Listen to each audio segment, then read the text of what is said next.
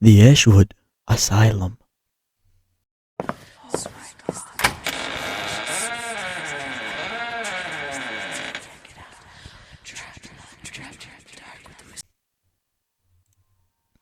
Ashwood Asylum had been abandoned for over 30 years, but everybody in the town knew its name. It wasn't just another building, a rotting carcass of broken windows and collapsing ceilings. It was the kind of place kids whispered about at night. The kind of place nobody admitted wanting to see, though everyone wondered what it looked like inside. We didn't go there because we wanted to. We went there because of a dare. There were four of us: me, Derek, my best friend, Ryan, his girl, Marissa, and Joel, who was more of a tag-along than a real friend. We were 17, reckless, and half drunk on the thrill of scarring ourselves. The night we chose was cold and moonless, October air biting through our jackets as we parked Ryan's car a block away and walked the rest of the distance. The asylum stood behind a rusted iron gate that had long since been torn open. Its hulking silhouette loomed against the night sky, 3 stories of brick and shadow, its windows like hollow eyes staring down at us. "This is stupid," Marissa muttered, hugging herself, her breath clouded in the air. "Yeah, that's the point," Ryan grinned. He pulled a flashlight from his pocket and clicked it on, its weak beam cutting across the dirt path. We go in, we look around, we get proof. First person to chicken out has to buy beer for the rest of the month. Joel gave a nervous laugh. "And if we all chicken out, then we all buy beer," Ryan shot back. "Come on, don't tell me you came out here just to stand at the gate." I stared up at the asylum. Even from the outside, it seemed alive. Vines crawled over the walls, curling into the cracks of the bricks like vines. A busted sign hung above the main door, the letters barely legible.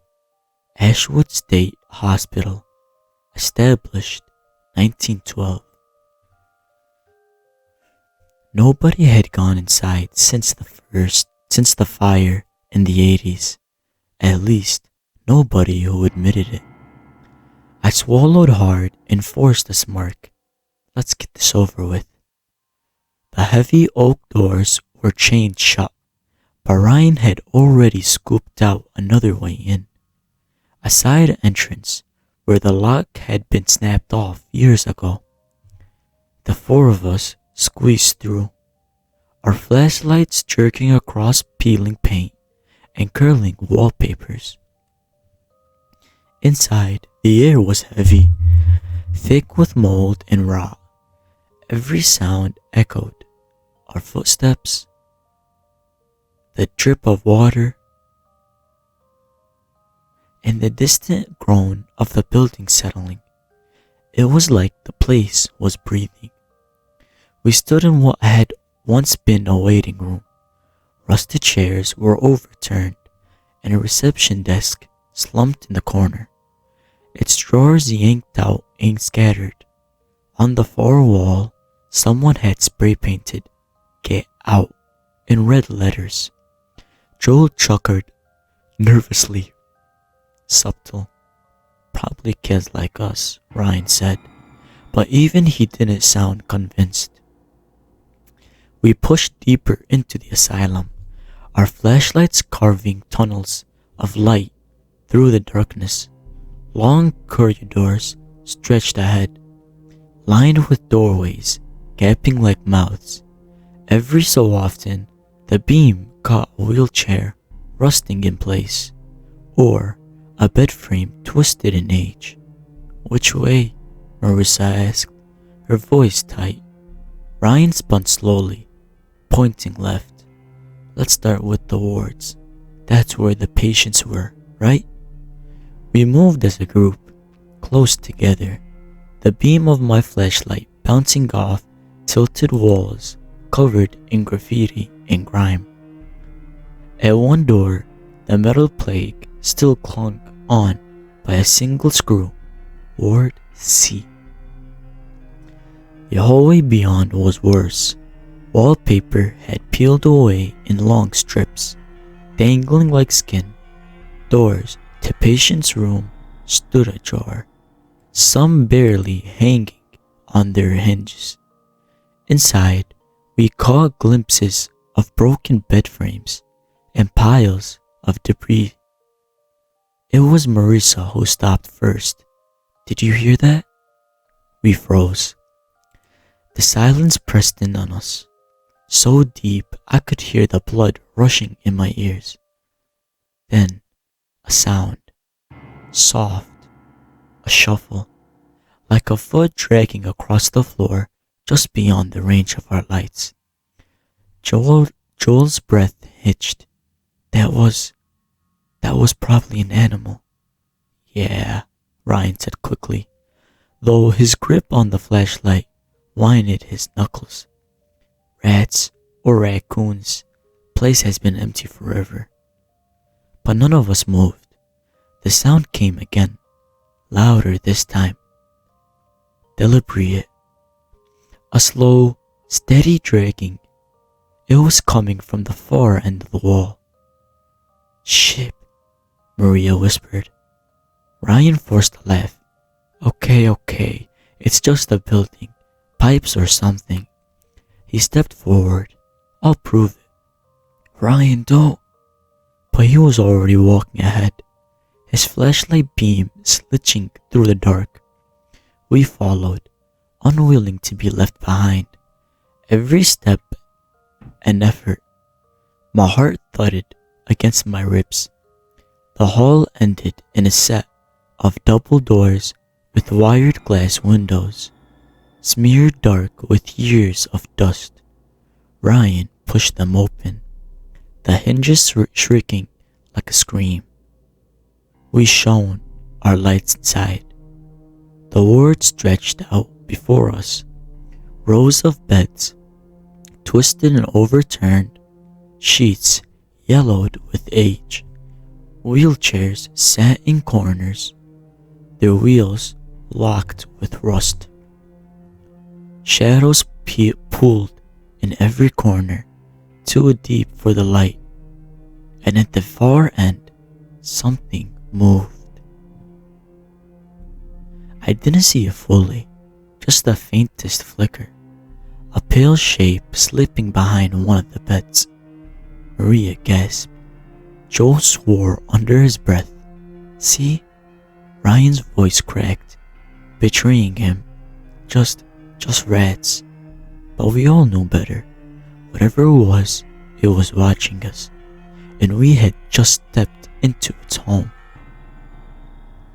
For a long moment, none of us moved. The beam of Ryan's flashlight queered across the wreckage of beds and debris. The pale shape we'd glimpsed was gone, as if it had melted into the shadows. Rat, Ryan muttered again, though no one answered. Even Joel, who always tried to make a joke, kept his mouth shut. The air in the ward was colder than the hall behind us. Damp, too, like the walls themselves were exhaling.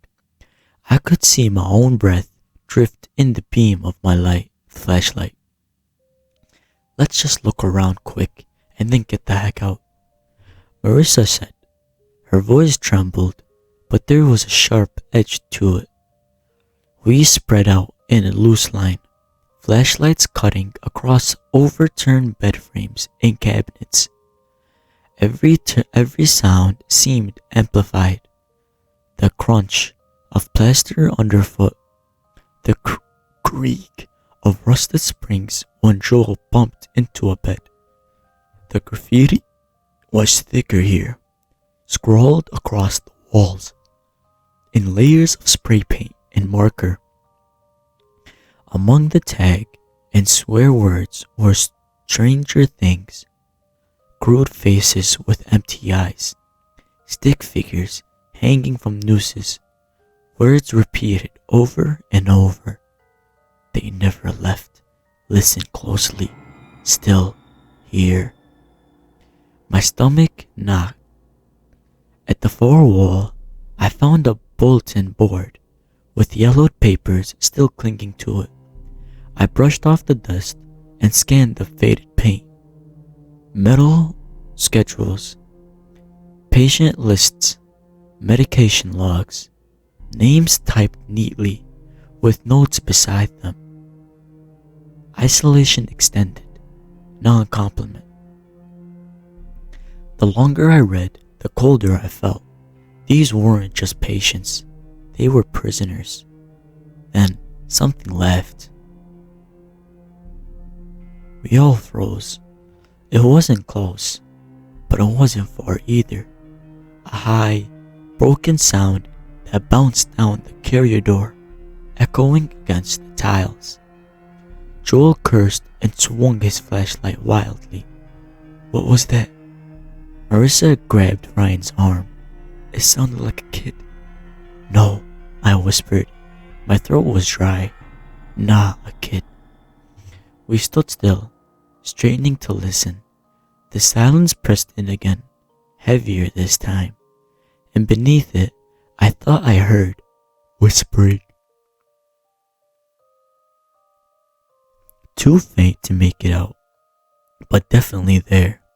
Dozens of voices overlapping as if the walls were breathing secrets. Ryan cleared his throat. Okay, we keep moving. We can't just stand here. He forced himself forward, but his pace was quicker now, less confident. The rest of us followed. At the far end of the ward, we found another set of double doors, one hanging half off its hinges. Beyond it, the carrier door stretched on into darkness. We stepped through. This hallway was narrower, lined with smaller rooms, offices, maybe. My light swept across broken desks, filling cabinets overturned and gutted.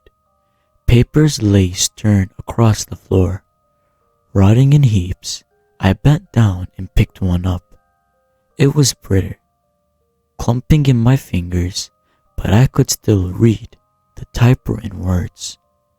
Patient, number 4219, female, 14, diagnosis, historia, treatment, hydrotherapy, twice daily, notes, resistance continues. I dropped it. Marissa's voice was sharp in the dark. This place it's a nightmare. Why are we even? Her voice cut off. We all turned. She was staring into one of the rooms, her face pale, her flashlight trembling in her hand. What is it? Ryan asked. She didn't answer, just raised her beam slowly. I followed the light. On the wall inside, scratched deep into the plaster, were dozens of lines. Not graffiti, not spray paint. Claw marks, long, running and jagged patterns across every inch of the wall, layered on top of each other until the surface looked shredded. Joel gagged softly. Jesus. Then Marissa's light caught something else, carved bigger than the rest. A word, deep and desperate. Stay. The whispering grew louder. I spun, shining my light down the corridor. Nothing but dust and debris. But the voices were everywhere now, murmuring from the walls, from the ceiling, from the air itself. I couldn't make out the words, but I felt them crawling into my head. Ryan backed towards us. Okay, enough. We've seen it. Time to go. For once, no one argued. We turned back toward the war doors and froze. They were shut. All the way shut. I knew we'd left them open. I remembered the way one hung crooked on its hinge. But now, both doors stood closed, perfectly aligned. Marissa whispered, "No, no, no, no." Ryan marched forward, grabbing one handle. He pulled. It didn't budge. He yanked harder, his shoulders straining. Still nothing. "It's stuck," he said, breathless. "It's just stuck." Joel tried the other side. Same thing. Then, faintly from behind the doors, we heard it. The dragging sound. Closer this time. Slow, steady, coming towards us. "Open it!" Maria shrieked. Ryan slammed his shoulders in the wood, cursing. Joel kicked at the edge. The doors rattled but held. The dragging grew louder. Something scraped against the floor on the other side. And then 3 sharp knocks. Perfectly spaced, deliberate, the whispering rose into a frenzy. Dozens of voices hissing and overlapping until I thought my skull would split. And just as suddenly, silence. The door creaked, slowly, smoothly. They swung open on their own. The ward lay empty, nothing but rows of broken beds. But at the very center of the floor, something new waited for us. A fresh set of footprints in the dust. Bare feet, leading deeper into the asylum. The footprints stopped us cold. 4 distant impressions pressed into the dust. Toes splayed, the outlines sharp and unmistakable. They hadn't been there before.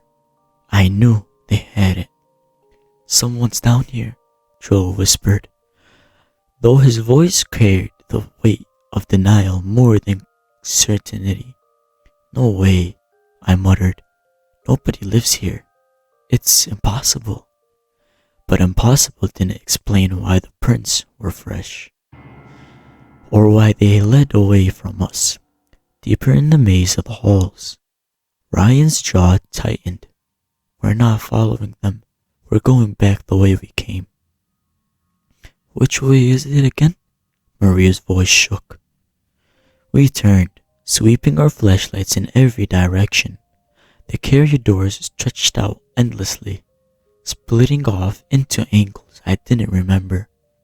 The graffiti looked the same. The doors looked the same. I realized with a stick jolt that I didn't know where the entrance was anymore. "Okay, don't panic," Ryan said, but he was talking more to himself than us. "We'll just retrace our steps. Ward C, then the waiting room, then out the side door. Easy." But as we backtracked, the air seemed to thicken. Our lights flickered against walls that seemed closer. I swore the carrier door bent in ways it hadn't before. It wasn't until Joel cursed that I noticed the smell. Thick, metallic, like rust or blood. It seeped up from beneath us. We followed the stink down a stairwell. At the end of the hall, rusted railings, blind concert steps that descended into black.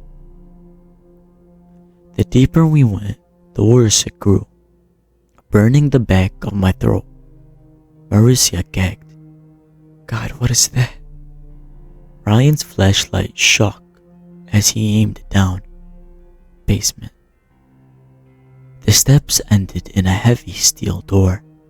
Its surface was dented inward, as if something had once tried desperately to get out.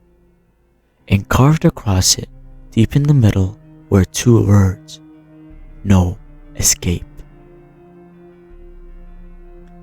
Joel laughed, too loud, too quick. Funny, someone thought they were hilarious, but no one was laughing with him. Ryan grabbed the handle and pulled. The door shrieked open on its hinges, releasing a blast of air so foul it made my eyes water. The basement was carven of shadows,